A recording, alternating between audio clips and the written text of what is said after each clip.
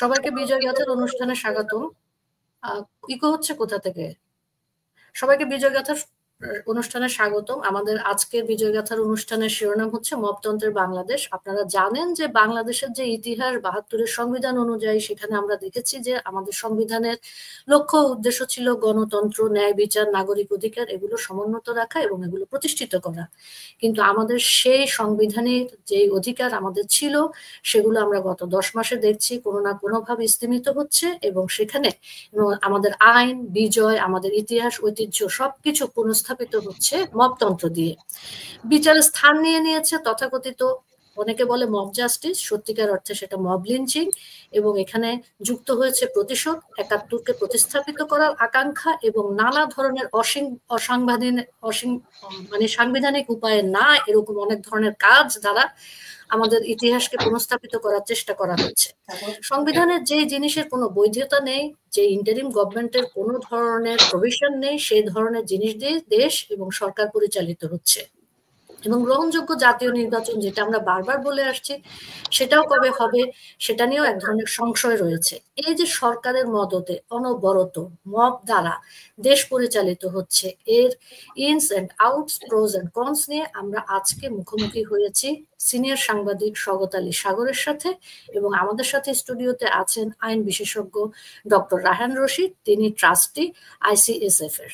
সাগর ভাই এবং রায়হান ভাই, আপনাদের দুজনকে স্টুডিওতে স্বাগত।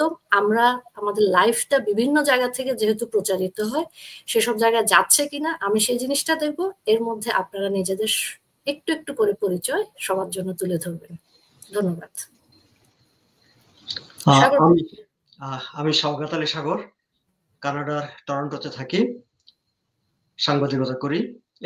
এর বেশি কিছু আসলে আমার কোনো পরিচয় নেই। রায়হান ভাই? আমি রায়হান রশিদ, আমি যুক্তরাজ্যে থাকি।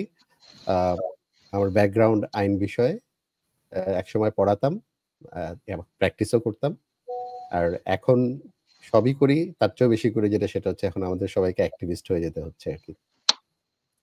রায়হান ভাই, আপনাকে আমরা আবার সক্রিয় অ্যাক্টিভিস্ট হিসেবে পেয়ে সত্যিকার অর্থে খুবই আনন্দিত, কারণ আপনি, আমরা যারা আছি তাদেরকে অনেক বিষয়ে সহায়তা করছেন। আপনারা সিনিয়র মানুষ, আপনাদের অনেক সহায়তা পেয়ে আমরা হয়তো এই যে কথা বলার প্ল্যাটফর্ম, আলোচনার প্ল্যাটফর্ম, এগুলাকে সচল রাখার সুযোগ পাচ্ছি। এই যে মপতন্ত্রের কথা বললাম রায়হান ভাই এবং সাগর ভাই, মপতন্ত্র কি ইউনূস সরকারের টিকে থাকার একটা কৌশল হয়ে দাঁড়িয়েছে? এই প্রশ্নটা আমি আপনাদের দুজনের জন্য উন্মুক্ত রাখতে চাই। আপনারা যে আগে বলতে চান বলতে পারেন, কারণ আমরা যে জিনিস দেখছি আমাদের প্রতিদিনের কথাবার্তায় কিন্তু ওই জিনিসই উঠে আসছে যে সরকারের থেকে মব বেশি সক্রিয়। তো ইউনূস সরকার কি টিকে থাকার জন্য মপতন্ত্রকেই বেছে নিচ্ছে, এরকম মনে হচ্ছে আপনাদের? সাগর ভাই, আপনি বলবেন নাকি? আমি যদি ঠিক বিষয়টাকে এভাবে বলি যে মপতন্ত্রকে টিকে থাকার জন্য ইউনূস সরকার বেছে নিয়েছে কিনা, নাকি ইউনূস সরকারের যাত্রাটাই হয়েছে মপতন্ত্রের মাধ্যমে, এটি কিন্তু একটি খুব গুরুত্বপূর্ণ প্রশ্ন।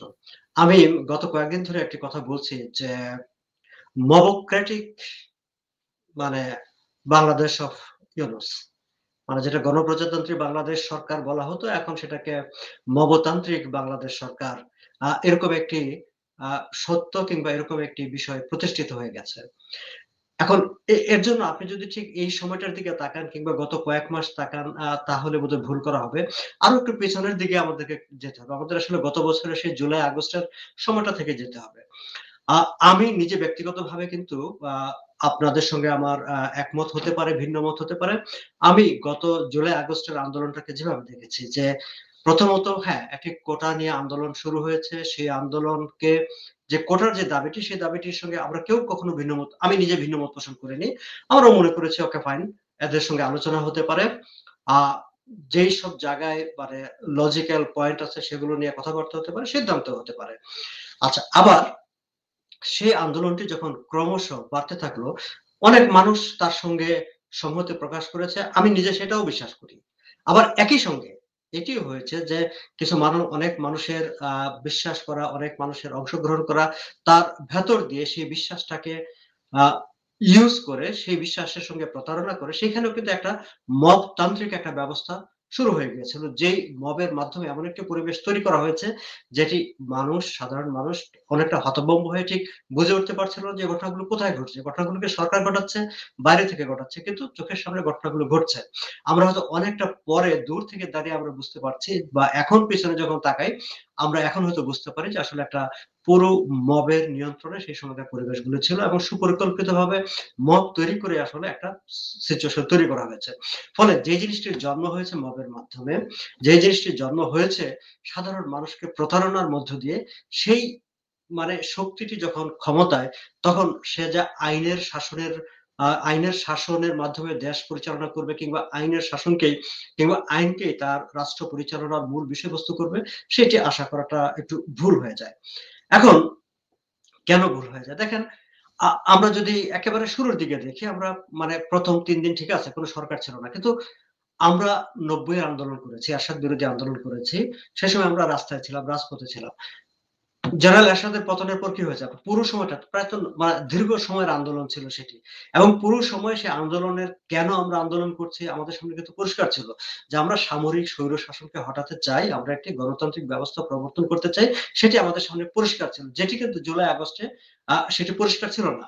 কিন্তু 90-এর এরশাদ সরকারের পতনের পর যে ঘটনাটি ঘটেছে, আমরা দেখেছি যে সেই সময়কার রাজনীতির যে মূল নিয়ন্ত্রক যারা ছিলেন, আমরা শেখ হাসিনার বক্তব্য, কিংবা বেগম খালেদা জিয়ার বক্তব্য, কিংবা এমনকি সেই সময়কার ছাত্র নেতাদের বক্তব্য রেকর্ড করে নানাভাবে টেলিভিশনে, রেডিওতে এবং বিভিন্ন ভাবে প্রচার করা হয়েছে, যেখানে বলা হয়েছিল মানুষকে যে একটা কেউ যেন আইন হাতে তুলে না নেয়, কেউ যেন উশৃঙ্খল না হয়, সবাই যেন রাষ্ট্রকে সহযোগিতা করে, সরকারকে সহযোগিতা করে। তার রাষ্ট্রের পক্ষ থেকে কিন্তু একটি বার্তা দেওয়া ছিল যে আমরা আইনের শাসনের দিকে যাচ্ছি, সো তোমাদেরকেও একটু নিয়ন্ত্রিত থাকতে হবে, আমাদেরকে সহযোগিতা করতে হবে। দেখেন, জুলাই আগস্টে সরকার পরিবর্তনের পর আমরা যদি ঠিক এই সিনারিওটার দিকে তাকাই, আমরা কি কখনো কাউকে বলতে শুনেছি যে না, তোমরা কেউ আইন হাতে তুলে নেবে না? কিংবা গত 10 মাসেও যদি আমরা তাকাই, আমরা কি কখনো কারোর কাছে শুনেছি যারা রাষ্ট্র পরিচালনা করেন, সরকার পরিচালনা করেন, তারা কখনো কাউকে বলেছে যে এনাফ ইজ এনাফ, আর এসব চলবে না, আমরা আছি, আমরা দেখবো? কখনো কিন্তু কেউ বলেনি। বরং আমরা যদি একটু পিছনের কথাগুলো আবার একটু নতুন করে শোনার চেষ্টা করি, আমরা কিন্তু দেখেছি যে এমনকি নিউ ইয়র্ক টাইমস এর মতো একটি পত্রিকা আন্তর্জাতিক মিডিয়াতে সাক্ষাৎকার দিয়ে ডক্টর ইউনূস কি বললেন, যে পিপল আর সেলিব্রেটিং। এই যে মব হচ্ছে, সন্ত্রাস হচ্ছে, বাড়িঘর পুড়িয়ে দেওয়া হচ্ছে, আগুন দেওয়া হচ্ছে, মানুষ মেরে ফেলা হচ্ছে, এবং শান্তিতে নোবেল বিজয়ী একজন ব্যক্তি যিনি রাষ্ট্রের দায়িত্ব গ্রহণ করেছেন, যার কাছে যিনি শপথ নিয়েছেন যে রাগ অনুরাগের বশবর্তী হয়ে তিনি কোনো সিদ্ধান্ত নেবেন না, তার কাছে রাষ্ট্রের প্রতিটি মানুষকে তিনি নিরাপত্তা দিবেন, সেই তিনি কিনা বললেন যে মানুষ সেলিব্রেট করছে। আরে ভাই, কারো বাড়িতে আগুন জ্বালিয়ে দেওয়া, আগুন ধরিয়ে দেওয়া, কাউকে মেরে ফেলা, পিটানো, এটা কি সেলিব্রেশন? তাহলে আপনি কিসের সরকার প্রধান হলেন? আপনি রাষ্ট্রের কি দায়িত্ব নিলেন?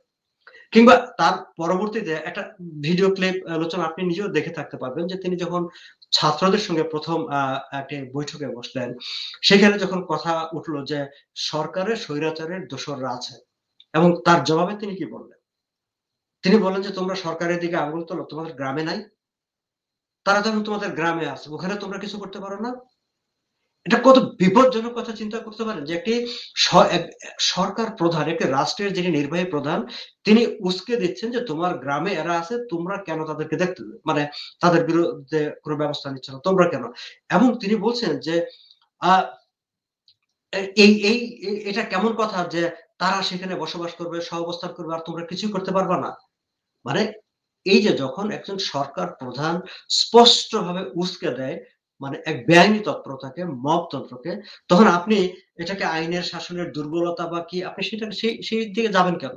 এটি তো স্পষ্টত একটি রাষ্ট্রীয় সিদ্ধান্ত, সরকারি সিদ্ধান্ত, এবং সেই সিদ্ধান্তটি কেন সে ব্যাখ্যা ডক্টর রায়হান রশিদ হয়তো করবেন আইনের দিক থেকে, কিন্তু আমি এটুকু বলবো, আমার কাছে এটুকু মনে হয় যে আপনি যদি আইন থাকে, যদি আপনি আইনের শাসন প্রতিষ্ঠা করেন, যদি আইনি যে ব্যবস্থা, রাষ্ট্রীয় কাঠামো, সেগুলো যদি প্রপারলি ফাংশন করে, তাহলে আপনাকে হবে কি, আপনাকে আপনার মনের ভেতরে যে জিজ্ঞাসাগুলো আছে, সেই জিজ্ঞাসাগুলোকে আপনি কিন্তু বাস্তবায়ন করতে পারবেন না। আপনাকে আইনের ভিতর দিয়ে গেলে আমি দোষী কিংবা নির্দোষ, সেটাকে আগে তো প্রমাণ করতে হবে, কিন্তু আপনি তো সেটা প্রমাণ করতে চান। আপনি আগে মনে করেন যে আমার প্রতি আপনার ক্ষোভ আছে, আমাকে আপনার প্রতিপক্ষ মনে হচ্ছে, কিংবা আমার কারণে আপনার যেই অবস্থান, সেই অবস্থানটা একটা চ্যালেঞ্জের মুখে পড়ে যায়। সো আপনি মনে করলেন যে আমাকে পিটিয়ে দিতে হবে, আমাকে মেরে ফেলতে হবে, আমাকে সরিয়ে দিতে হবে। এখন আইনের পথে আপনি সেটি পারবেন না। তাহলে কি করতে হবে?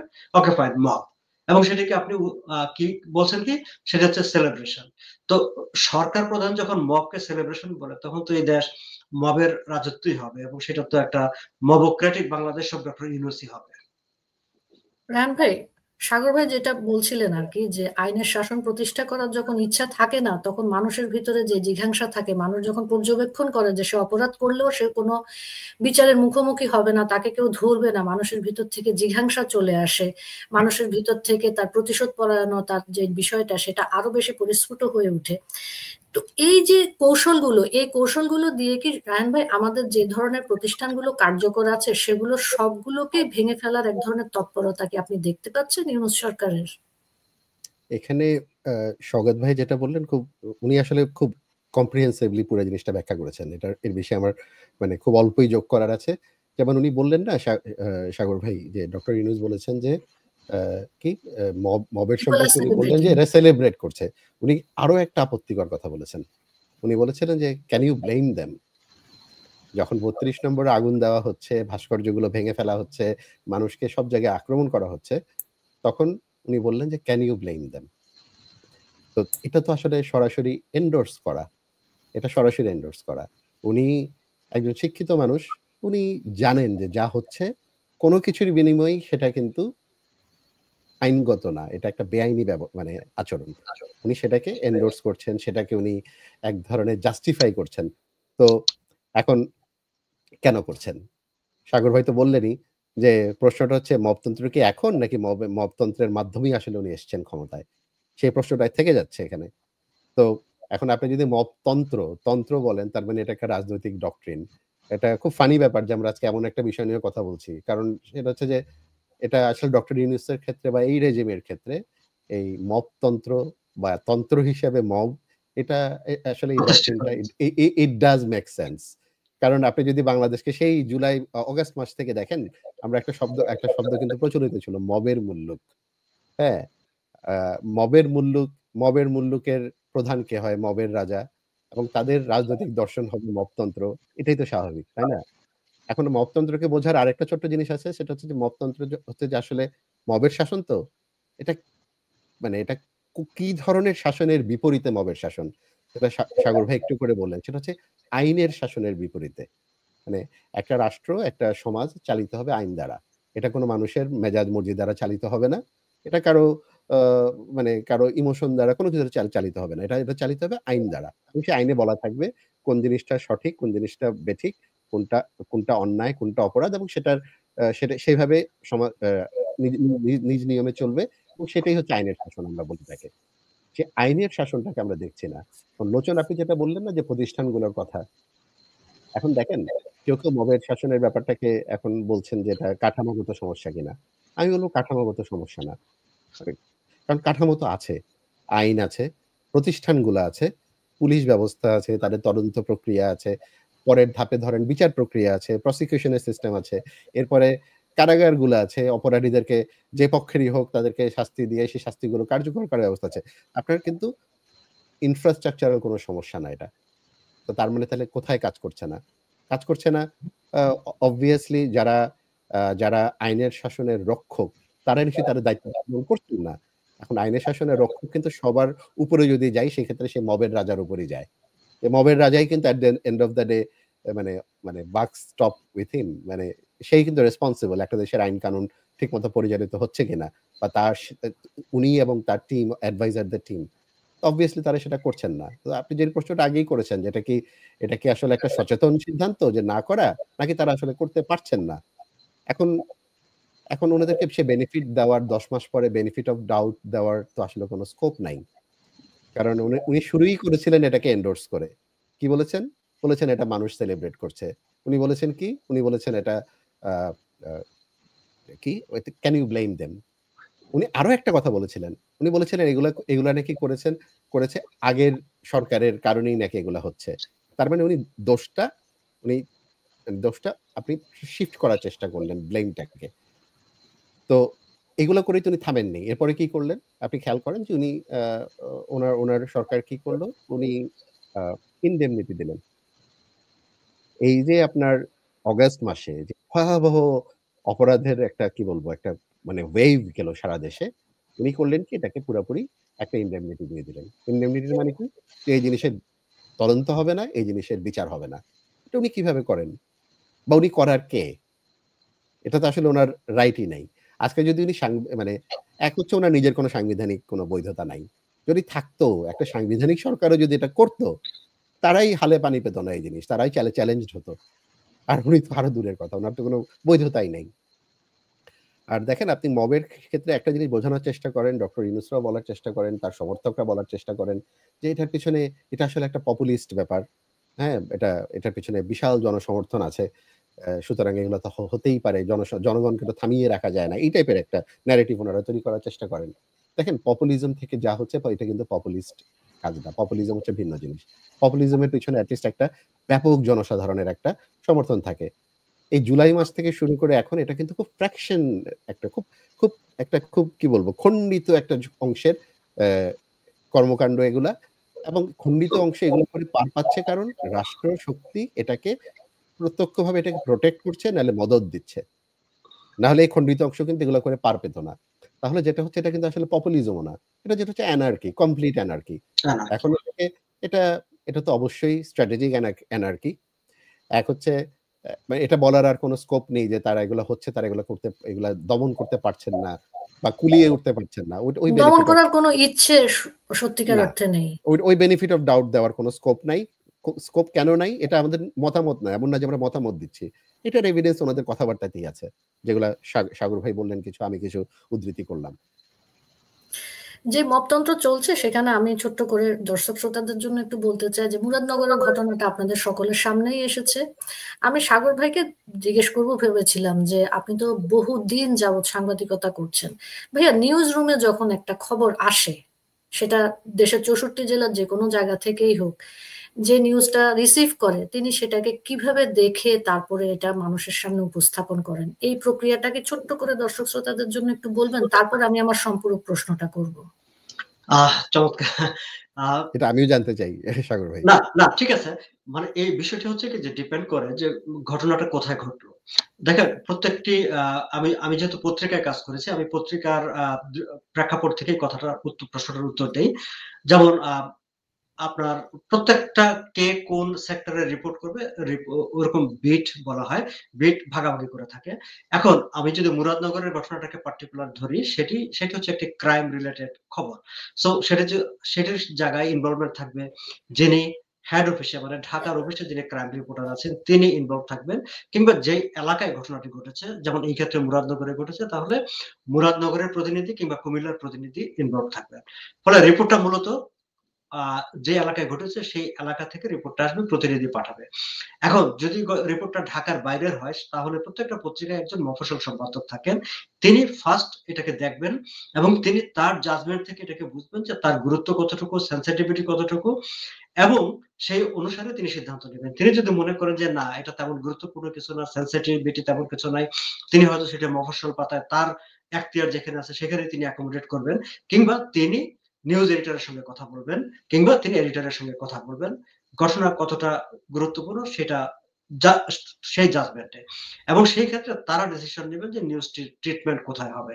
এখন কিছু কিছু ব্যাপার থাকে, যেমন যদি কোনো একটি খবর যদি নতুন করে আরো স্থিতিশীলতা তৈরির আশঙ্কা থাকে, সেই ক্ষেত্রে এডিটর তার এডিটোরিয়াল জাজমেন্ট অ্যাপ্লাই করবেন। আবার যদি বিষয়টি মনে হয় যে না এটি জনস্বার্থে এই জিনিসটি জানা দরকার, অথবা এটি অত্যন্ত গুরুত্বপূর্ণ, অথবা খুবই একটা ক্রুয়েল একটা ঘটনা ঘটছে, সেই ক্ষেত্রে সেই অনুসারে ট্রিটমেন্ট করবেন। কিন্তু ঘটনাটি রিপোর্টার পাঠাবেন, যদি মফস্বলের হয় মফস্বল সম্পাদক দেখবেন, তিনি নিজেও সিদ্ধান্ত নিতে পারেন, তিনি নিউজ এডিটর, চিফ রিপোর্টার, এডিটরের সঙ্গে কথা বলবেন। কিন্তু ঘটনাটি যদি সরাসরি ক্রাইম রিপোর্টারের এখতিয়ার হয়, তিনি তার চিফ রিপোর্টারের সঙ্গে কথা বলবেন। চিফ রিপোর্টার সেটিকে নিয়ে তিনি নিজেও সিদ্ধান্ত নিতে পারেন, তিনি নিউজ এডিটরের সঙ্গে কথা বলবেন, এডিটরের সঙ্গে কথা বলবেন। এটি হচ্ছে মানে সাধারণ প্রক্রিয়া একটি সংবাদ কিভাবে ছাপা না ছাপা হওয়ার সিদ্ধান্ত হবে এবং কোথায় প্রকাশিত হবে সেই সিদ্ধান্ত নেওয়ার প্রক্রিয়া। তার মানে সাগর ভাই বিষয়টা এরকম, কয়েকটা স্তর পার হয়ে তারপর একটা খবর আসে, তাই তো? অবশ্যই অবশ্যই। তাহলে ভাই বিষয়টা একটা এমন খবর, না যে আমি একটি ঘটনা জানলাম এবং আমি এটা লিখলাম, লিখে আমি সরাসরি প্রকাশ করে ফেললাম, বিষয়টি সেরকম না। বিষয়টা সেরকম না, বিষয়টা কয়েকটা স্তর পার হয়ে আসে, আমরা দেখি যে এখানে স্ক্রুটিনি হচ্ছে, স্ক্রুটিনি হওয়ার পরে এটা ফাইনাল একটা সংবাদ হিসেবে পরিবেশিত হয় মানুষের সামনে। এখন আমরা মুরাদনগরের ঘটনায় সাগর ভাই যেটা দেখতে পাচ্ছি, সংবাদটা পরিবেশিত হয়েছে, সংবাদটা পরিবেশিত হওয়ার পরের স্তরগুলো এখন শুরু হয়েছে। আপনি যে স্তরগুলো প্রথমে বললেন সেই স্তরগুলো এখন শুরু হয়েছে। তো আমাদের সাংবাদিকতার সত্যিকার অর্থে কি অবস্থা? কারণ সংবাদটা প্রকাশিত হয়ে যাওয়ার পরে নারীর ক্যারেক্টার অ্যাসাসিনেশন, যেটা আমাদের একদম কমন, সেটা শুরু হয়েছে। তারপরে রাজনৈতিক ব্যাপারটা তো আমাদের এখানে উপেক্ষা করার কোনো সুযোগই নেই, এবং তিনি মাইনরিটি কমিউনিটির ভদ্রমহিলা, সেই জিনিসটাকেও ধামাচাপা দেওয়ার এবং তার হাজবেন্ড প্রবাসে থাকে এই ধরনের এক ধরনের কথা বলে পুরো জিনিসটার অপরাধের যে ব্যাপ্তিটা, গভীরতাটা, সেটাকে আমরা হালকা করে দেওয়ার চেষ্টা করে যাচ্ছি আর কি। আমি সেই কারণে আপনাকে ধাপগুলা জিজ্ঞেস করলাম যে ধাপগুলা পার হয়ে সংবাদটা পরিবেশিত হওয়ার পরে এখন পিছন দিকে ধাপগুলা নিয়ে যাওয়ার কারণ কি?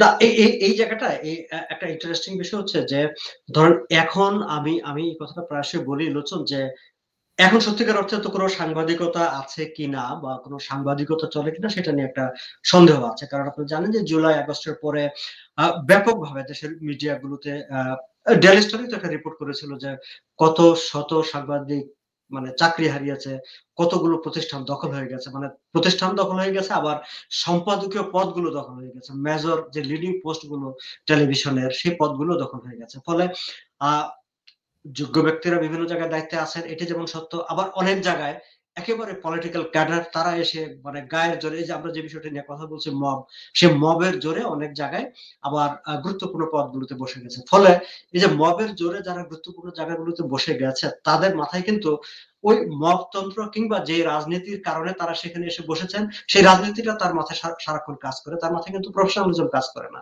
ফলে তিনি সেখানে এক ধরনের একটা অ্যাক্টিভিজম করেন।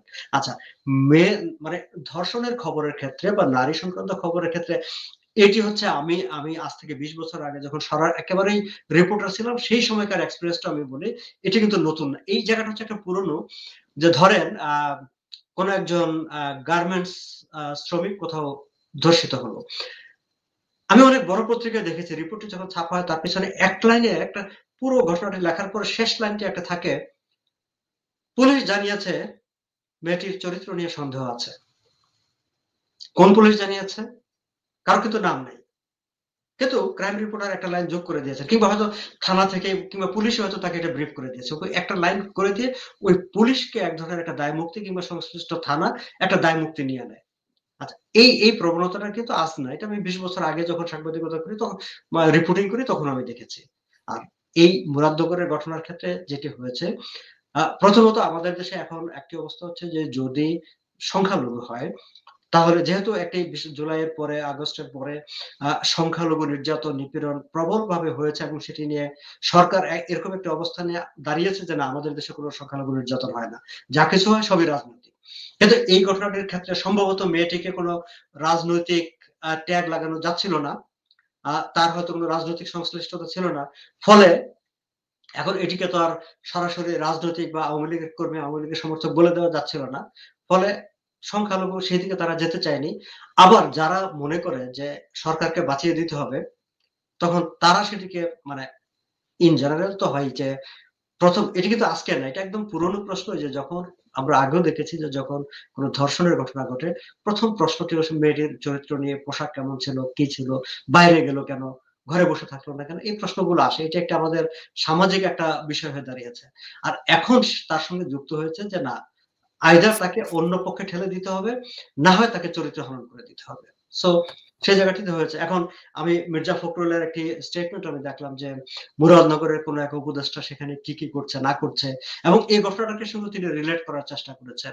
ফলে একটা জিনিস, এখন এই ঘটনাটি যে কেবলমাত্র ধর্ষণের ঘটনা থেকেছে তা না, এটি যে কেবল আইন শৃঙ্খলা মানে একটি ফৌজদারি অপরাধ ক্রিমিনাল অফেন্সের জায়গায় থেকেছে সে জায়গায় কিন্তু থাকেনি, বা সামনের দিনগুলোতে যে আরো থাকবে তাও কিন্তু না। যদি লোচন আপনি খুব অবাক হবেন না, আমি আজকে আপনার এই শুরুতে আমি বলি যে সামনের দিনগুলোতে যদি এটি একটি বর্তমানে যে রাজনীতি এবং সামনে যে নির্বাচন নিয়ে কথাবার্তা হচ্ছে, রাজনীতি এবং নির্বাচনী বিষয়টিকে বিভাজন করার একটি হাতিয়ার হিসেবে এটিকে যদি ব্যবহার করা হয় তাহলে আপনি অবাক হবেন না, এটা আমি বলে রাখি। সেটি কিরকম? সেটি হচ্ছে এরকম, দেখেন একটা সময় ছিল যে আমরা যদি কয়েক সপ্তাহ আগে যে লন্ডন বন্দোবস্ত যেটিকে আমি বলি, লন্ডন বন্দোবস্তের আগ পর্যন্ত বিএনপি কিন্তু নির্বাচনের প্রশ্নে একেবারে খুবই তোড়জোড় একটা অবস্থায় ছিল। ডিসেম্বরের মধ্যেই নির্বাচন হতে হবে তারেক রহমান বলেছিলেন এবং হবেই বলে তিনি ঘোষণা দিয়েছিলেন। এখন কিন্তু বিএনপি আর নির্বাচন নিয়ে কথাবার্তা বলে না। আবার অন্যরা যারা ছাত্রদের যেসব রাজনৈতিক দলগুলো আছে তারা আবার বলছে যে তারা ৩০০ আসন পাবে, ৪০০ আসন পাবে, বা এই যে জিনিসগুলো, ফলে আমরা কিন্তু একটা ভবিষ্যতের নির্বাচন, সরকার কাঠামো কি হবে না হবে তার একটা এদের পরিকল্পনার বিষয়গুলো নানাভাবে আমাদের সামনে আসে। এবং সেই জায়গায় বিএনপি একটি পক্ষ, আবার গতকালকে যে ঢাকায় মানে ইসলামপন্থী বিভিন্ন রাজনৈতিক দলগুলোর একটি সমাবেশ হয়েছে, সেখানে আরেকটি পক্ষ, এবং এর মাঝখানে আমি যদি এটিকে দাঁড় করাই, আমাকে অনেকে প্রশ্ন করেছেন, আমিও আপনার এই শোতে এই প্রশ্নটা সবার সামনে তুলে ধরি। আমাকে আজকে সকাল থেকে অনেকে প্রশ্ন করেছেন যে মুরাদনগরের ঘটনাটা কি এরকম ভাবে ব্যবহৃত হবে কিনা যে এটিকে দিয়ে বিএনপি কে একরকম একটা সাইডে রেখে নির্বাচনটাকে কোনোভাবে প্রশ্নবিদ্ধ করা, করে দেওয়া, বা এই যে তাদের রাজনৈতিক বিরোধ তার একটা হাতিয়ার হিসাবে ব্যবহার করা হবে কিনা। ফলে এরকম নানা বিষয় এটার ভিতর ঢুকিয়ে দেওয়ার চেষ্টা চলছে বলে আমার কাছে মনে হয়েছে। সাগর ভাই, সাংঘাতিক আপনি একটা তথ্য বললেন যে এটাকে রাজনৈতিক হাতিয়ার হিসেবে ব্যবহার করা হবে। সেখানে নারীর যেই বেদনা, নারীর যেই কষ্ট, সেটা সত্যিকার অর্থে আমরা মুছে দিয়েই আমাদের রাজনৈতিক স্বার্থ চরিতার্থ করবো, এরকমই হয়ে এসেছে। আমরা 2001-এও দেখেছি যে নির্বাচনের পর পর তৎকালীন যে সরকার এসেছে বিএনপি, তারা প্রায় 8,000-এর মতন ধর্ষণ করেছে এবং সেখানে সংখ্যালঘুর পরিমাণ ছিল সাংঘাতিকভাবে বেশি। আমরা সেই শ্বেতপত্রটা দেখেছি। এই ধরনের কোনো কিছুই আমাদের দেশের গত 10 মাস ধরে ঘটে যাচ্ছে, তার এক অংশ কোনো না কোনো কারণে হয়তো আমরা দেখতে পাচ্ছি। কারণ এই ঘটনাটি তো লোচন, যদি দেখেন বৃহস্পতিবারে ঘটনাটি ঘটেছে, মেয়েটি মামলা করেছে শুক্রবারে, মাঝখানে শনিবার রাতে যখন ভিডিওটি ভাইরাল হয়েছে, তারপরে আমরা সবাই এটি নিয়ে সোচ্চার হয়েছি, কারণ এটা কোনো তার আগ পর্যন্ত কিন্তু কিছু হয়নি। এখন ভিডিওটি যদি না আসতো তাহলে কি এই ঘটনাটা আমরা জানতাম? এরকম অসংখ্য ঘটনা হয়তো বাংলাদেশের আনাচে কানাচে ঘটছে, যার ভিডিও নাই, আমরা জানতে পারি না, পত্রিকায় আসে না, ফলে সেগুলো হয়তো আমাদের জানাও হয় না, কোনো ব্যবস্থা হয় না। রায়হান ভাই, আমরা তো এই ভিডিওটা দেখা যায় না, তবু আমরা দেখেছি এবং এটা নিয়ে অনেকে প্রশ্ন তুলছেন যে ঘটনা সত্যি হলেও ভিডিও অন্য জায়গার, এই ধরনের নানা ধরনের জিনিস আমরা যেটা দেখি, আমাদের ফ্যাক্ট চেকার বলে একটা সংঘ আছে, তাদের নানা ধরনের ন্যারেটিভ আমরা দেখেছি। আমি একটু আইনের দৃষ্টিতে ঘটনাটাকে দেখতে চাচ্ছিলাম যে সংবিধানের 35 অনুচ্ছেদ অনুযায়ী, রায়হান ভাই আপনি নিজেও জানেন, নিষ্ঠুর ও অবমাননাকর শাস্তি যেটা আমরা বলি কাউকে দেওয়া, সেটা নিষিদ্ধ। কিন্তু এই ক্ষেত্রে তো আমরা দেখলাম যে সংবিধানের এই ধারাকে মেনে নেওয়ার, এটাকে পালন করার কোন ধরনের প্রচেষ্টা আমরা দেখতে পেলাম না। এই যে নিষ্ঠুর এবং অবমাননাকর একটা ঘটনায় নারীর সাথে ঘটেছে, সেটা সামাজিক যোগাযোগ মাধ্যমে যেমন এসছে, এবং সেটা নিয়ে আমরা সামাজিক যোগাযোগ মাধ্যমে পক্ষ বিপক্ষ হয়ে নানা ধরনের ন্যারেশন দাঁড় করানোর চেষ্টা করা হচ্ছে, এবং তাকে সে এই ধরনের একটা নিষ্ঠুরতার সম্মুখীন হয়েছে। তারপরে আমরা সামাজিক যোগাযোগ মাধ্যমে এবং অন্যান্য ক্ষেত্রে তাকে আরো একের পর এক পোস্টমর্টেম যেটা আমরা বলি সেটা করে যাচ্ছি। তো সংবিধানকে এভাবে অবজ্ঞা করার, মেনে না নেওয়ার এই যে প্রবণতা, রায়হান ভাই আপনি একজন আইনজ্ঞ হিসেবে এটাকে কিভাবে ব্যাখ্যা করেন? একটু ক্ল্যারিফাই করা দরকার লোচন, আপনি যেটা বলছেন সংবিধানের 35 অনুচ্ছেদ, সেটা সম্ভবত 35-এর 5 আপনি রেফার করছেন, যে কাউকে কোনোভাবে টর্চার বা কোনো ইনহিউম্যান বা ডিগ্রেডিং ট্রিটমেন্ট করা যাবে না, অমানবিক আচরণ কারোর বিরুদ্ধে কাউকে নির্যাতন করা যাবে না। এটা হচ্ছে সংবিধানের 35-এর 5 অনুচ্ছেদ। আসলে এই অনুচ্ছেদটা আপনার প্রযোজ্য মূলত হচ্ছে বিচার এবং শাস্তি সংক্রান্ত ব্যাপারে, ঠিক আছে? সংবিধানের এই প্রোটেকশনটা মূলত বিচারের ক্ষেত্রে, এবং পরে যে শাস্তি দেওয়া হয় বিচার অনুযায়ী সেটার ক্ষেত্রে। হাউএভার, যেটা ঘটেছে এটা বাংলাদেশের আইনে একদম সরাসরি, একদম ফৌজদারি আইনে একদম অপরাধ, চিহ্নিত অপরাধ, ঠিক আছে? এখানে জাস্ট শুধু একটা জিনিস যোগ করি, যেটা সাগর ভাই একটু করে বললেন, যেটা হচ্ছে যে আপনার আমাদের যে ফৌজদারি আইন বা পেনাল কোড, এটা কিন্তু সেই আপনার উপনিবেশিক আমলে, এবং সেটাতে অনেক কিছু মানধাত্তা আমলের চিন্তা ভাবনা ছিল। একজন ভিকটিমের চরিত্র কেমন, একজন ভিকটিমের পোশাক আশাক কেমন ছিল, আচরণ কেমন ছিল, লাইফস্টাইল কেমন ছিল, এই জিনিসগুলো, এটা যে শুধু মিডিয়া বা আপনার পাবলিক ডোমেইনে যে শুধু মানে মুখরোচক আলোচনার বিষয় হতো তা না, ইভেন কোর্ট রুমেও, আদালতের ভেতরেও যখন মামলা চলতো তখনও কিন্তু এগুলো প্রাসঙ্গিক হয়ে উঠতো, এবং বিচারকরা এগুলাকে অ্যালাউ করতেন এই ধরনের আলোচনা। যেটা অনেকে হয়তো জানেন না, আপনার এই এই আপনার আওয়ামী লীগ সরকার যখন ক্ষমতায় ছিল, তখন পেনাল কোডের এই প্রভিশনটাতে একটা মেজর চেঞ্জ, একটা সংশোধনী আনা হয়। এবং সেই সংশোধনী এনে যে একজন ভিকটিমের, এই ধরনের রেপ ভিকটিমের ক্ষেত্রে বা একজন এই ধরনের পরিস্থিতিতে একজন ভিকটিমের চরিত্র কি, পোশাক-আশাক কি, এই বিষয়গুলোকে অপ্রাসঙ্গিক বলে এটাকে ঘোষণা করা হয়। যাতে এটা আপনার আদালতে এটাকে রেইজ করা যাবে না।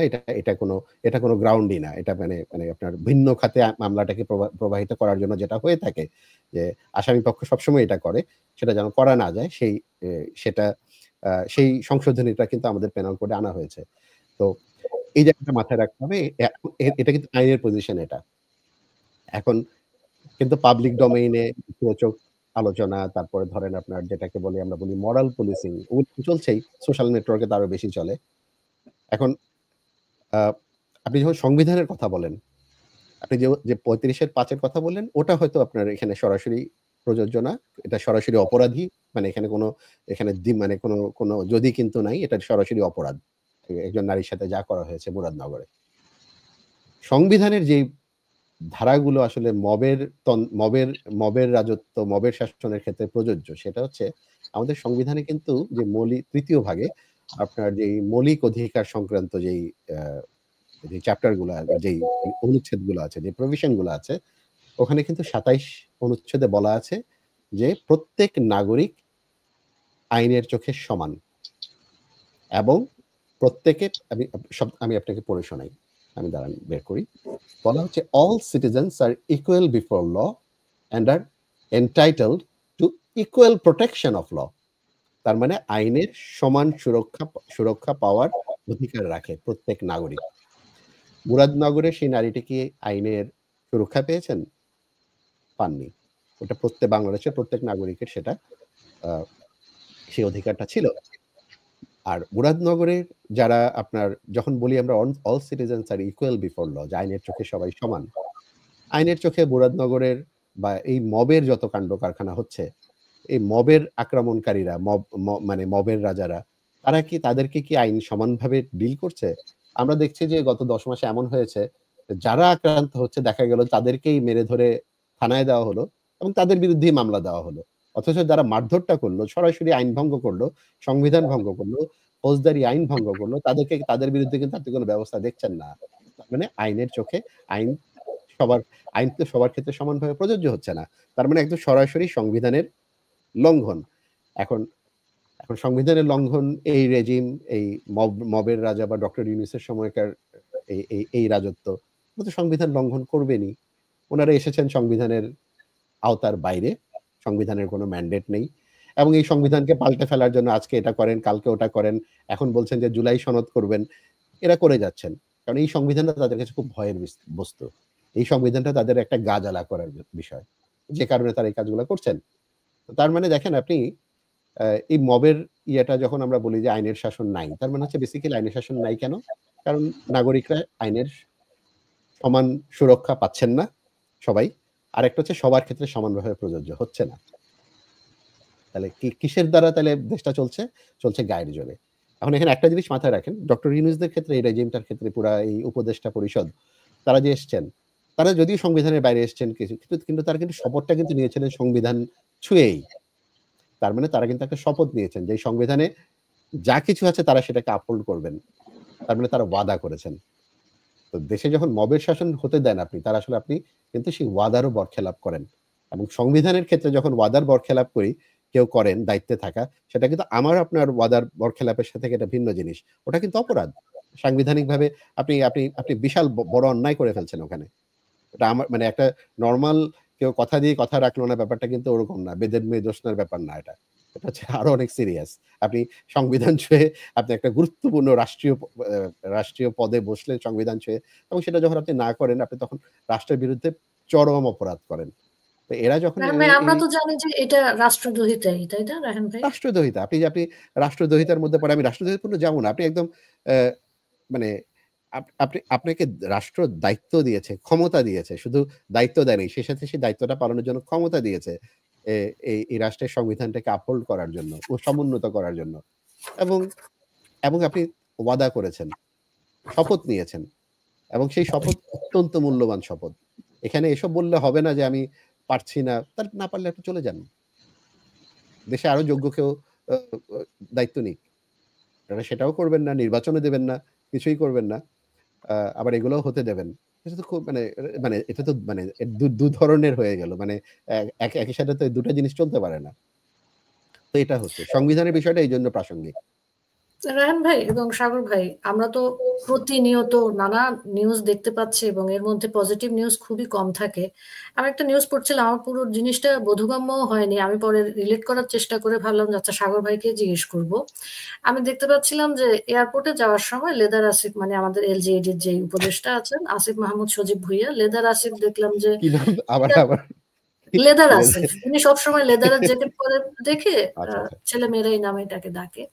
তো লেদার আসিফ দেখলাম যে এমোনেশন একটা জিনিস বস্তু নিয়ে উনি এয়ারপোর্টে ধরা খেয়েছেন। উনি যাচ্ছিলেন তুরস্কতে একটা ইয়ত সামিটে যোগ দিতে, সামথিং লাইক দ্যাট। এরা গোলা বারুদ দিয়ে যাচ্ছেন উনি। হ্যাঁ, গোলা বারুদের একটা চেম্বার, এটাকে চেম্বার বলা হয়, এমোনেশন চেম্বার, ওটা দিয়ে সম্ভবত বন্দুকের গুলিটা ভরতে হয়। হ্যাঁ, তুরস্কতে যাচ্ছেন। তুরস্কতে যাচ্ছেন। এটা কি ধরনের সামিট?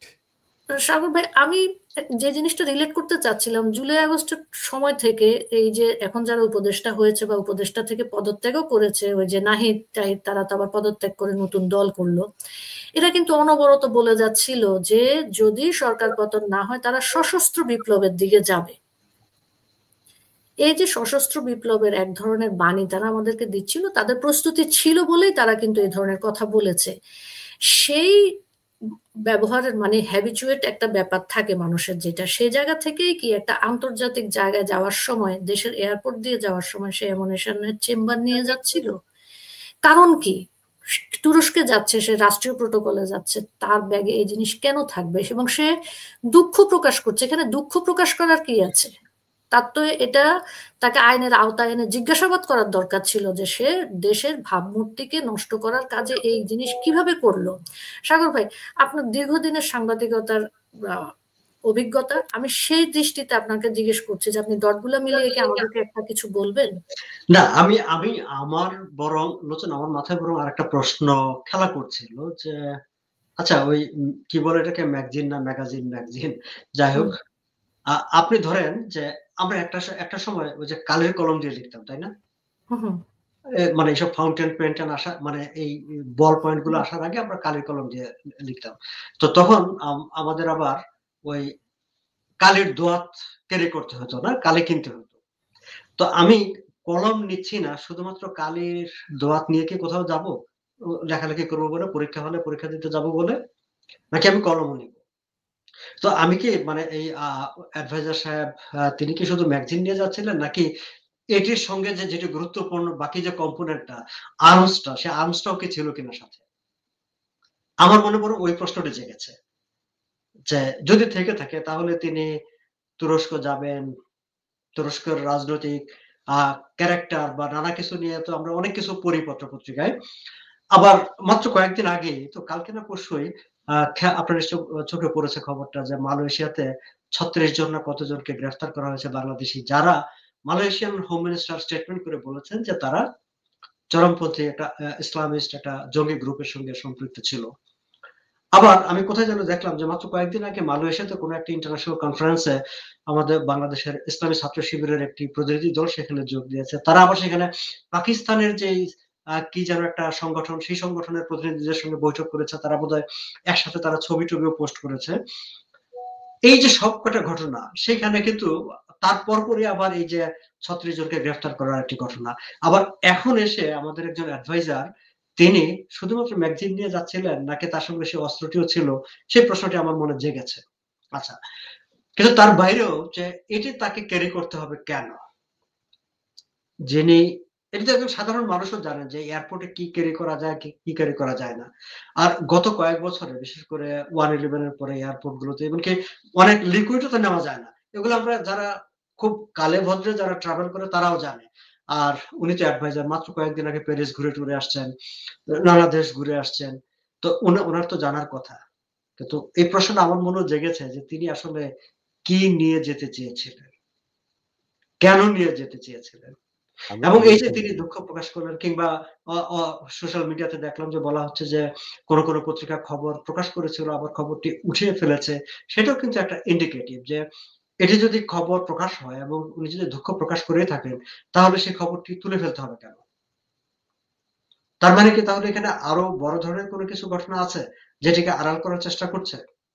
আপনি যে কথাটি বলছেন যে এরা বিভিন্ন সময় বলেছে, হ্যাঁ, এরকম ভিডিও আমিও দেখেছি, আপনিও দেখেছেন, এগুলো তো এখনো মানে পাবলিক ডোমেইনে রেকর্ড গুলো আছে যে তারা বলেছে যে জুলাই আগস্টে সরকারের পতন না ঘটলে তারা সশস্ত্র বিপ্লব করতে সেরকম প্রস্তুতি ছিল। এমনকি এর পরে রাজশাহী ইউনিভার্সিটিতে সম্ভবত এরকম একটি ভিডিও আমার চোখে পড়েছিল, যারা বলেছে যে ক্যান্টনমেন্টের সঙ্গে কতদিন যেন যুদ্ধ করার মতো প্রস্তুতি তাদের আছে, একমাত্র রাজশাহী ইউনিভার্সিটির কোনো কোনো হলে যে পরিমাণ অস্ত্র আছে সেইটি দিয়ে। তারপরে কখনো রাজশাহী ইউনিভার্সিটিতে বা কোনো হলে রেড করা হয়েছে বা সেই সব অস্ত্র উদ্ধার করার চেষ্টা হয়েছে, মাঝখানে কি যেন একটা অপারেশন চলেছে আমরা জানি, কিন্তু সেই সব জায়গায় সেই অপারেশন গেছে বলে কিন্তু জানি না। আবার এরকমও শুনি যে আমরা কিছুদিন আগে একটা খবরে দেখলাম যে কত হাজার রোহিঙ্গা সশস্ত্র ট্রেনিং নিয়েছে, তারা নাকি আরাকান আর্মিদের বিরুদ্ধে যুদ্ধ করে তাদের মাতৃভূমি উদ্ধার করবে। কিন্তু তার আগে এরকম কথাবার্তা কিন্তু শোনা যাচ্ছিল যে মানে সেখানে মানে রোহিঙ্গাদের একটি অংশকে সশস্ত্র ট্রেনিং দেওয়া হচ্ছে, যেখানে আমাদের গুরুত্বপূর্ণ ব্যক্তিদের কেউ কেউ পার্বত্য এলাকায় গিয়ে কারো কারো সঙ্গে বৈঠক টৈঠক করে এসেছেন, এরকম নানা রকম কথাবার্তা আমরা পোস্ট সোশ্যাল মিডিয়ায় দেখেছি। ফলে এগুলোর প্রত্যেকটার সঙ্গে প্রত্যেকটার কোনো সংযোগ আছে কিনা, যোগসূত্র আছে কিনা, সেটি আমার কাছে একটি প্রশ্ন হয়ে দেখা দিয়েছে। এবং আমি অবশ্যই প্রশ্নটি করতে চাই যে এই ব্যাপারে তিনি অ্যাডভাইজার, দ্যাটস ওকে, কিন্তু আপনারা তো মানে যারা এখন রাষ্ট্র ক্ষমতায় আছেন, আপনারা বলেন যে জুলাইয়ের আপনাদের চেতনায় হচ্ছে একটা আইনের শাসন, জবাবদিহির শাসন, এবং আপনাদের এই কথাই যদি সত্য হয়, তাহলে আমি তো মনে করি যে অ্যাডভাইজার আসিফ কেন এইসব নিয়ে তিনি এয়ারপোর্টে গেলেন, তার পিছনে আরো কোনো ঘটনা ছিল কিনা, তার লাগেজে আরো কিছু ছিল কিনা, আর্মস ছিল কিনা, সেই ব্যাপারে একটা থরো ইন্ডিপেন্ডেন্ট একটা তদন্ত হওয়া দরকার, এবং আমাদের জাতিকে, জনগণকে জানানো দরকার যে আসলে ঘটনাটা কি হয়েছে। রায়হান ভাই, আপনার জন্য একটা প্রশ্ন এসেছে আমার কাছে ইনবক্সে। এটার একদম আপনাকে উদ্দেশ্য করে করা হয়েছে যে সাবেক প্রধান নির্বাচন কমিশনারের সাথে যে ঘটনা ঘটেছে সেটা কি একটি প্রতিশোধ নাকি কোনো বার্তা, এবং আরো জিজ্ঞেস করা হয়েছে যে 3টি নির্বাচনকে অবৈধ ঘোষণা করার জন্য এক ধরনের চাপ দেওয়া হচ্ছে সরকারের উপরে, বা সরকারও এটার সাথে একীভূত যে তারা 2014, 18 এবং 24-এর নির্বাচনকে অবৈধ ঘোষণা করতে চাচ্ছে। এটার কারণ কি? এটা কি চাপ নাকি বার্তা? দুটোই, আমি বলবো যে দুটোই।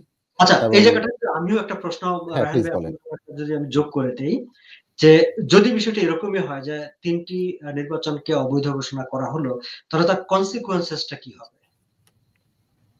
তাহলে নির্বাচন যদি অবৈধ হয় তাহলে সরকারগুলো অবৈধ। তাহলে তাই যদি হয় তাহলে এই পুরো সময়ে যত চুক্তি হয়েছে, বাংলাদেশ সরকার যত চুক্তি করেছে, যত সিদ্ধান্ত নিয়েছে, তাহলে সবই অবৈধ। তাহলে এটা তো চরম অ্যানার্কির একটা জায়গা তৈরি হয়। এবং আপনি উত্তরে যাবেন তার আগে আমি যদি আপনার সঙ্গে আমার একটা পয়েন্ট একটু যোগ করে দেই। সরি রায়হান ভাই, প্রশ্নটা আপনার জন্য ছিল কিন্তু আমি আপনার মুখ থেকে কেড়ে নিচ্ছি। তাহলে যদি বিষয়টি হয় যে আমরা 3টে নির্বাচনকে অবৈধ ঘোষণা করলে যে একটা অ্যানার্কি একটা পরিস্থিতি একদম আপনার একদম একেবারে কি বলবো যে একদম grey zone, legal grey zone, একদম। হ্যাঁ, যদি সেই জায়গাটা তৈরি হয়, ডক্টর রায়হান যে কথাটি বললেন, তাহলে কি বিষয়টা আমাদের মাথায় কি এরকম জিনিস কোনো কাজ করছে যে নির্বাচনটাকে বাতিল করে দিয়ে একটা অ্যানার্কি পরিবেশ তৈরি করে আমরা যেটি চাচ্ছিলাম, বা আমরা বলতে তারা যেটি চাচ্ছিলেন যে একটি বিপ্লবী সরকার গঠন করা হবে, সংবিধান ফেলে দেওয়া হবে, সবকিছু করে দেওয়া হবে, যেটি নানাভাবে করা যাচ্ছিল না, বিএনপিও বাধা দিয়েছে, অন্যরাও বাধা দিয়েছে। এখন বিএনপি কে দিয়ে এই মামলাটি করিয়ে ওইরকম একটি পরিবেশ সৃষ্টি করে, একটা ক্যাওয়াস তৈরি করে, এনার্কি তৈরি করে, আমরা যেহেতু পিছনের জায়গাটা একটা ব্ল্যাঙ্ক তৈরি হয়ে গেল, অবৈধ হয়ে গেল, আমরা এখন বিপ্লবী সরকার গঠন করে নতুন করে নতুন বাংলাদেশ যাত্রা শুরু করলাম, এরকম একটি পরিকল্পনার অংশ বিশেষ বলে আপনার কাছে মনে হয় কি? এখন যখন বিপ্লবী সরকারের কথা বলেন, এখন দেখেন বিপ্লবের ব্যাপারটা কিন্তু এই তথাকথিত বিপ্লবেরই বলে যেটা বেহাত হয়ে গেছে, এগুলো এখন বলে আর লাভ নেই। আর আগের নির্বাচনগুলোর বৈধতা বা সাংবিধানিক বৈধতা নিয়ে প্রশ্ন করছে কারা? তারা করছে যাদের নিজেদেরই কোনো সাংবিধানিক বৈধতা নাই। তো ওনাদের বরং নিজের আয়নার সামনে দাঁড়িয়ে নিজেদের বৈধতাটা আগে আগে যাচাই করুক, আগে ওটা ডিসাইড করুক, তারপরে অন্যদের বৈধতা নিয়ে এর পরের কোয়েশ্চেন হতেই পারে, কেন হবে না? আলোচনা হোক। আহ আমি শুধু এই আমি নামটা ভুলে যাই। কি নাম? কি leather? Leather Asif. Leather Asif. আমি এটা একদম মানে আমি এটা I'm really intrigued হ্যাঁ, এই স্বাগত ভাই। স্বাগত ভাই যেটা হচ্ছে এখানে আমার যেটা প্রশ্ন যে এয়ারপোর্টের মতো জায়গায় গোলা-বারুদ নিয়ে যাওয়া, এটা আমি ওনাকে ব্যাক্কেল বলব না। মানে কিন্তু আক্কেল মনে হয় একটু কম আছে, নাম্বার 1 হ্যাঁ? মানে obviously বোঝা যাচ্ছে। আর দুটো হচ্ছে আমরা এটাকে আমরা এইভাবে দেখছি কেন? উনি হয়তো কারো জন্য গিফট হিসেবে নিয়ে যাচ্ছেন তুরস্কে। হ্যাঁ, এটাও হতে পারে। আবার এমনও হতে পারে না অনেক বাচ্চারা হয়তো ঘুম আসে না। তার একটা প্রিয় পুতুল থাকে। উনার হয়তো একটা প্রিয় ম্যাগাজিন আছে। উনি ওটা ছাড়া উনি কোথাও যান না। ওটা হয়তো সাথে রাখেন। এটাও হতে পারে। বাট জোকস অ্যাপার্ট এটা তো আসলে ক্ষমা চাওয়ার বা দুঃখ প্রকাশ করার বিষয় না। বাংলাদেশে অস্ত্র আইন আছে, আর্মস অ্যাক্ট আছে এবং সেটা কিন্তু শাস্তি খুব কড়া। এবং এই যে আইনের শাসন নাই, তার সবচেয়ে বড় প্রমাণ হচ্ছে এটা। কারণ উনার বিরুদ্ধে তো এখনই অস্ত্র আইনে মামলা হয়ে যাওয়ার কথা। যে উনি কিভাবে এটা ক্যারি করলেন এই জিনিসটা in the first place. Airport দূরের কথা। উনি কোন পোর্ট কেন? কোনখানেই ক্যারি করতে পারেন না। সাথেই রাখতে পারেন না। উনার মামলা হয়ে যাওয়ার কথা। সেই মামলাটা হচ্ছে না। এবং আপনি যদি বলেন দেশে যে আইনের শাসন নাই, আইন দ্বারা চলছে না দেশ, তার সবচেয়ে বড় প্রমাণ এটা। এটা কিন্তু পুলিশ কিন্তু কারো অনুমোদনের উপর ডিপেন্ড করার কথা না এটা। এটা মামলা হয়ে যাওয়ার কথা। তার মামলা হবে অটোমেটিক্যালি আপনার পুলিশই এটা তদন্ত করে এটা বিচার করবে এবং এটা শাস্তি হয়ে যাওয়ার কথা। এবং এখানে তো এটা তো ওপেন অ্যান্ড শাট কেস। তাই না? উনি তো বমাল ধরা পড়েছেন। এমন তো না যে এখানে কোন প্রশ্ন আছে যে উনার কাছে এ গুলির ম্যাগাজিন ছিল কি ছিল না? ব্যাপারটা তো ওরকম না। এটা ওপেন অ্যান্ড শাট। উনার কাছে ছিল। তো এই হচ্ছে সিচুয়েশন আরকি। তো আপনি রায়হান মপতন্ত্রের ভাই, কথা বলছিলেন, আইনের আপনার শাসন কাছে নাই। কিন্তু এটা একটা প্রশ্ন সবচেয়ে বড় ছিল প্রমাণ। যে ওই যে রায়হান ভাই, সাবেক প্রধান নির্বাচন কমিশনারের ঘটনাটা, এটা কি ধরনের প্রতিশোধ বা কি ধরনের বার্তা, এই ধরনের একটা প্রশ্ন কিন্তু আপনার কাছে ছিল যে যেখানে পুলিশ ছিল তাকে পুলিশের উপস্থিতিতে জুতার মালা পরানো হয়েছে, ডিম নিক্ষেপ করা হয়েছে। এটা কি জনরোষ, না এটা এক ধরনের তৈরি করা কাজ মানুষকে বার্তা দেওয়ার এইটা জন্য? এইটা এইটা এখন আপনি যদি তৈরি করার এখন আমরা যেটাকে জনরোষ বলি, আপনি কিন্তু একটা জিনিস কিন্তু খেয়াল করবেন অনেকগুলা যদি ফুটেজ দেখেন, মানে অনেক পার্টিকুলারলি আদালত অঙ্গনে বা বিভিন্ন প্রাতিষ্ঠানিক ব্যক্তিদের ক্ষেত্রে বা যে আক্রমণগুলা হচ্ছে, বা কোনো প্রতিষ্ঠানের সামনে, কোনো একটা প্রতিষ্ঠান নির্ভর ব্যক্তির সামনে, আপনি খেয়াল করবেন ফুটেজ গুলো তো আ আমাদের অ্যাক্টিভিস্টরা অনেকেই সেগুলো বিশ্লেষণ করেছেন। আপনি কিন্তু দেখবেন একই মুখ। অনেক কমন মুখ। তার মানে এটা সব কিন্তু এমন ভাড়াটে। না যে হ্যাঁ, তার মানে এমন না যে কোনো একটা জায়গায় খুব স্বতঃস্ফূর্তভাবে হঠাৎ জনতা রুশে উঠলো, তাকে আক্রমণ করলো, ব্যাপারটা এরকম না। এরকম একটা আমার ধারণা এক বা একাধিক কিছু টিম তৈরি করা আছে। যাদেরকে এরকম টাইম টু টাইম ডিপ্লয় করা হয় যে আজকে ওখানে যেয়ে এটা করো, কালকে ওখানে যেয়ে করো। আজকে ওখানে যেয়ে আইনজীবীদেরকে আক্রমণ করো, কালকে যেয়ে ওখানে আদালত প্রাঙ্গণে অভিযুক্তদেরকে আক্রমণ করো, তাদেরকে আদালতেই আক্রমণ করো, মারধর করো। এই কাজগুলা কিন্তু হচ্ছে। তো এখন আ এবং এটার বিরুদ্ধে কোনো প্রতিকার নাই, আইনি প্রতিকার নাই। এগুলা সবকিছু আমরা দেখছি ফুটেজ গুলা ডাউনলোডেড হচ্ছে। এটার বিরুদ্ধে পুলিশও কোনো ব্যবস্থা নিচ্ছে না, চিহ্নিত করা হচ্ছে না। কিন্তু কথা হচ্ছে অ্যা তথ্যটা থেকে যাচ্ছে। কোনো না কোনো দিন তো এগুলো বেরিয়ে আসবে। কারণ এটা তো আ এখান থেকে তো কোনো মানে কেউই আসলে রেহাই পাবে না। তো এটা হচ্ছে। তো আপনি যে যখন বললেন না এটা কি ইচ্ছাকৃতভাবে করা কিনা? হয়তো খুবই সম্ভব। দেখানোর চেষ্টা করা যে দেখো এখানে এই নির্বাচন কমিশনারকে প্রাক্তন নির্বাচন কমিশনারকে যে হয়রানি করা হচ্ছে, এটার পিছনে একটা বিশাল জনসমর্থন আছে। এটা একটা দেখানোর চেষ্টা করা। এখন এই জনসমর্থনটা তো আসলে একটা খুব ভাড়াটে এক দলকে দিয়ে করানো হচ্ছে। এবং এটা নিয়ে এবং এটাকে ইউজ করে প্ল্যাটফর্ম হিসেবে বা এটাকে রিজন হিসেবে লেভারেজ হিসেবে ইউজ করে হয়তো কিছু সিদ্ধান্ত নেবে। সেই সিদ্ধান্তগুলো নেওয়ার আগে একটা গ্রাউন্ড তৈরি করার চেষ্টা। ব্যাপারটা এরকমই। সাগর ভাই এবং রায়হান ভাই, আমরা অনুষ্ঠানের প্রায় শেষ দিকে। আমরা যে জিনিসগুলো আলোচনা করলাম যে আইনের শাসন না থাকলে দেশের কি অবস্থা হয়, সেটাই হচ্ছে গিয়ে মপতন্ত্রের প্রকাশ। আইনের শাসন না থাকলে মপতন্ত্রই কার্যকর হয়ে ওঠে, সেটাই আমরা বললাম।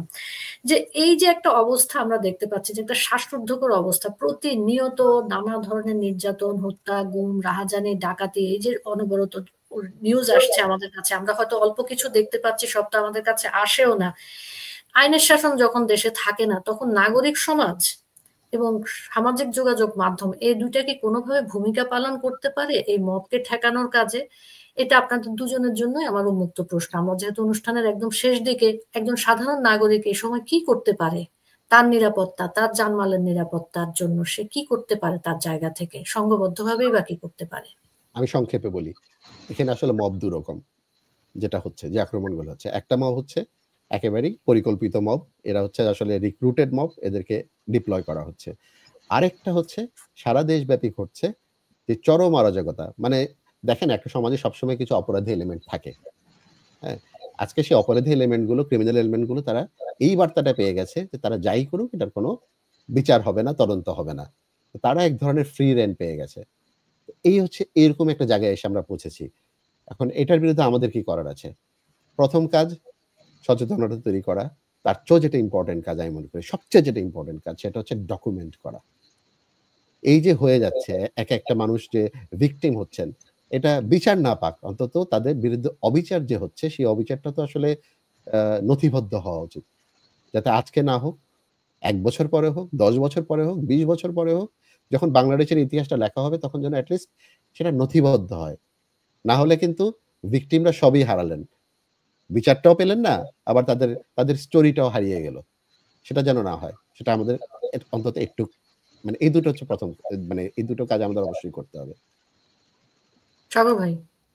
না, রায়হান ভাই ঠিকই বলেছেন যে ডকুমেন্টেড রাখা, যে প্রমাণ রাখা ঘটনাগুলো ঘটেছে। দেখেন, প্রকৃতি তার রাজ্যে কোনো অনিয়ম সহ্য করে না। কোনো না কোনো সময়, কোনো না কোনো ভাবে এর মানে এগুলো ফিরিয়ে দেবে। যে যত অপরাধী করুক না কেন, সেই অপরাধের প্রায়শ্চিত্ত তাকে কোনো একটা সময় করতে হবে। That's for sure. এখন আমরা কি করব? আমরা, হ্যাঁ, যেটি ডক্টর রায়হান যেটি বলেছেন যে একটি হচ্ছে একেবারে মানে অ্যাপয়েন্টেড মব, যাদেরকে রিক্রুট করা হয়েছে মব করার জন্য, and they are backed by the government, they are backed by the government machineries. আবার আরেকটা হচ্ছে যে সারা দেশে মানে যারা মনে করছে যে তো আমরা ক্ষমতায় যাচ্ছি, ক্ষমতায় গিয়ে আমরা অনেক কিছু করে ফেলবো, সো তারাও এক ধরনের একটা মবের মধ্যে জড়িয়ে গেছে, মব তৈরি করছে। এখন সাধারণ মানুষ তারা যেহেতু ঐক্যবদ্ধ না, বা এখন এমন একটি অবস্থা দাঁড়িয়েছে যে তাদের আসলে শেল্টার পাওয়ার কোনো জায়গাও নাই, পুলিশ নাই, আমাদের সেনাবাহিনী ম্যাজিস্ট্রেসি পাওয়ার নিয়ে সারা দেশে আছে, কিন্তু তারা যে আছে আসলে সেটি আছে, নামকো আছে, কিন্তু ঠিক সেই অর্থে কোনো তারা যে কোনো জনগণের কাজে লাগছে এই মুহূর্তে সেটি মনে হচ্ছে না। যদিও সেনাবাহিনী প্রধান আশ্বস্ত করেছিলেন আমি আছি আপনাদের জন্য, আমি দেখবো, তিনি আসলে শুধু দেখছেনই, চেয়ে চেয়ে দেখছেন, কিন্তু কোনো কাজ করছেন না বা করতে পারছেন না, হোয়াট এভার মেবি। কিন্তু এই অবস্থা আমরা কি শুধু মুখ বুজে থাকবো? না, আমাদের যাদের সুযোগ আছে, আমরা যেমন কথা বলি, যাদের সুযোগ আছে নানা জায়গায় কথা বলতে হবে। এবং প্রথম যে কাজটি ডক্টর রায়হান বলেছেন যে ডকুমেন্টেড করা, এবং সেটাকে ডকুমেন্টেশন করা গেলে সোশ্যাল মিডিয়ায় চলে আসলে পাল্টা এক ধরনের একটা চাপ তৈরি হয়, একটা জনমত তৈরি হয়, এবং জনমত যখন প্রবল হয়ে ওঠে তখন আবার সরকার কোথাও কোথাও তো অ্যাক্ট করতে বাধ্য হয়। ফলে আমাদের এই কাজটি করতে হবে যে ডকুমেন্টেশনের দিকে যখন যেখানে মানে মবের শিকার হবে সেখানে যতটুকু সম্ভব ডকুমেন্টেশন করা, এবং সেই ডকুমেন্টেশনটা জনগণের বাকিদের সামনে নিয়ে আসার চেষ্টা করা। এবং আমরা যারা বাইরে থাকি বা ভিতরে থাকি, আমাদের এটিকে নিয়ে সোচ্চার হওয়া, কথা বলা, যত বেশি আমাদের সম্ভব আমাদের কথা বলতে হবে, প্রতিবাদ আমাদের করতে হবে। আমি এটা বুঝি, আমি এইভাবে দেখি। ধন্যবাদ সাগর ভাই, ধন্যবাদ রায়হান ভাই। আমরা বেশ অনেকক্ষণ আলোচনা করলাম। আমাদের এই কথাগুলো জারি থাকবে। আমরা প্রতিদিনই বলি, প্রত্যেক অনুষ্ঠানেই বলি যে যারা কথা বলতে পারছেন না তারা আমাদের কাছে পৌঁছান। আপনাদের কথা তুলে ধরাই আমাদের কাজ। আমরা যেভাবেই হোক আপনাদের কণ্ঠ বিভিন্ন জায়গায় পৌঁছে দিব। এবং রায়হান ভাই এবং সাগর ভাই যেটা বললেন, যেখানে যে অবিচার হচ্ছে তার ডকুমেন্টেশন করে রাখেন, আগামীতে কাজে লাগবে। সেটা 1 বছর পরে হোক, 5 বছর পরে হোক। এবং নিজেরা নিজেদের জায়গা থেকে সচেতন থাকুন এবং সংঘবদ্ধ হন। সংঘবদ্ধ হলে যে কোনো মবকে আপনারা মোকাবেলা করতে পারবেন। অন্তত নিজের নিরাপত্তা আপনারা নিজেরা নিশ্চিত করতে পারবেন যখন আইন শৃঙ্খলা রক্ষাকারী বাহিনী সেভাবে কাজ করছে না। এবং আসুন আমরা তথাকথিত প্রেশার গ্রুপ হিসেবে কাজ না করে সত্যিকার অর্থে প্রেশার ক্রিয়েট করি বিভিন্ন অঙ্গনে, যেন আমাদের নাগরিক অধিকার যারা ক্ষুণ্ণ করছে তাদেরকে আমরা প্রশ্নের সম্মুখীন করতে পারি এবং সঠিক আইনের আওতায় বিভিন্ন অপরাধীর বিচার করতে পারি। যারা এতক্ষণ ছিলেন আমাদের সাথে সকলকে ধন্যবাদ।